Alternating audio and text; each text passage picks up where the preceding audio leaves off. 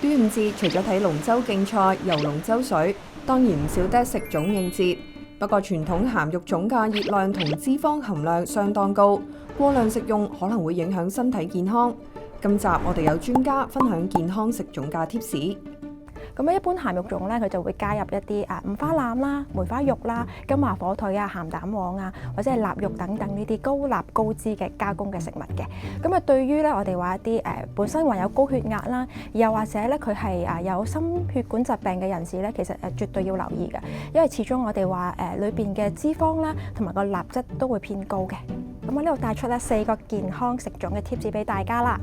咁第一咧就可以當佢係一個正餐咁食，千祈唔好當佢係一個小食。咁原因咧就係因為當中咧佢哋嘅碳水化合物含量偏高啊。咁咧其實就正正可以取代我哋平時正餐嘅一啲主食，譬如飯啊、麵啊等等呢啲嘅。正常嘅一個成年人咧，咁每次咧可以食半隻到1隻嘅中型粽嘅。第二點啦，就係建議進食嘅時候咧，就配合一啲蔬菜啦。咁始終我哋話粽本身嘅膳食纖維都唔夠啊。咁而咧糯米咧，佢又屬於一啲高升糖指數嘅食物。咁如果配合埋蔬菜一齊食咧，除咗可以增加膳食纖維啦，亦都可以減慢我哋血糖上升嘅速度喎。特別係咧，我哋成日會用腦嘅人士啦，或者係要溫習要度橋嘅人士啦，經常用腦咧，其實血糖波幅都比較高，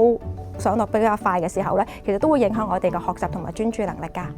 第3個 point 咧就係建議咧，盡量少加一啲調味料啊，例如啦我哋好多陣時食粽都會中意加啲砂糖啊、豉油啊，或者其他醬汁啊咁樣，咁盡量避免啦，少用啲啦，或者可以用其他食材嚟到增添佢哋嘅鮮味啦，例如蝦米啊、瑤柱啊等等，呢啲都係一個健康嘅選擇嚟嘅。第4個 point 啦，咁希望大家食完飯之後可以散一散步，嚟到消耗多餘咗嘅一啲熱量啦。最後想提醒大家啦，長者啊、兒童啊，或者係消化能力比較弱嘅人士咧，咁建議佢食用嘅時候咧，慢慢細心咀嚼，係啦，食嘅量咧亦都唔好咁多，因為咧會影響消化㗎。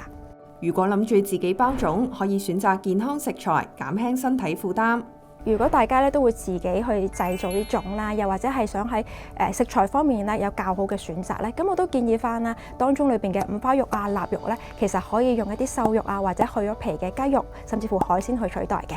咁另外啦，想增加食物嘅鮮味，減少用一啲醬汁嘅話咧，瑤柱、蝦米啊，或者用啲栗子、冬菇，其實都係一個好好嘅選擇嚟㗎。咁始終我哋話一啲金華火腿啊、鹹蛋黃啊、臘肉等等呢啲咧，佢都係真係高鈉。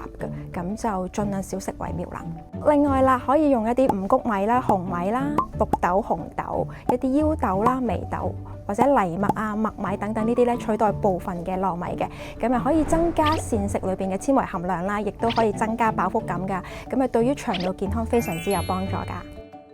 最後提一提大家，買返屋企嘅粽，如果唔係即食，就要放喺雪櫃，而且要盡快食用。進食之前記得徹底加熱。一齊過一個健康嘅端午節。